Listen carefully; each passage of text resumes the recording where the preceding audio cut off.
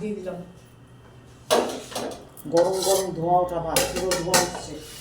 আচ্ছা, এইখানে আছে কালকের একটু মাংস, দু টুকরো, এটা খালি তোর জন্য।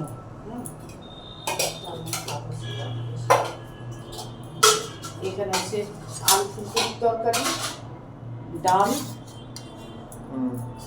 পাঁপড় ভাজা, আর এটা হচ্ছে সবজি দিয়ে মাছের ঝোল। একটু উপকার হবে, পরীক্ষার টাইম তো, আমি হেলদি খাবার খেতে হবে, বাড়ির তৈরি হেলদি খাবার। এটা পাতলা মুসুর ডাল পেঁয়াজ দিয়ে করা হয়েছে।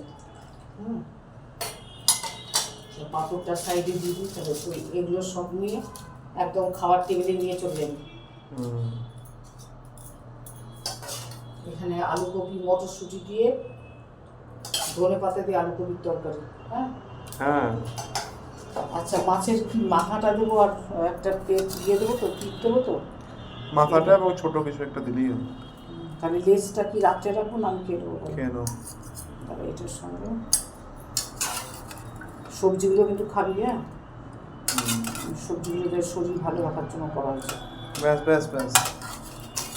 এর মধ্যে আছে আরে এত আলু, পেঁপে, বেগুন আর কপি। আরে বেগুনটা এখানে দিয়ে দিচ্ছ কেন? আমার তো অ্যালার্জি হবে।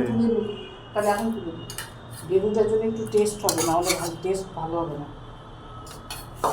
তাহলে দেখ তো কতগুলো মেনু, ডাল হলো, পাঁপড় ভাজা হলো, আলু কপির তরকারি হলো, অল্প একটু মাংস আর সবজি দিয়ে মাছের ঝোল। কেমন হয়েছে আজকে মেনুটা? ভালো হয়েছে না? এবার আমরা খাওয়া দাওয়া শুরু করবো। এখন প্রায় দুপুর 2টো বাজতে চললো। ঠিক আছে।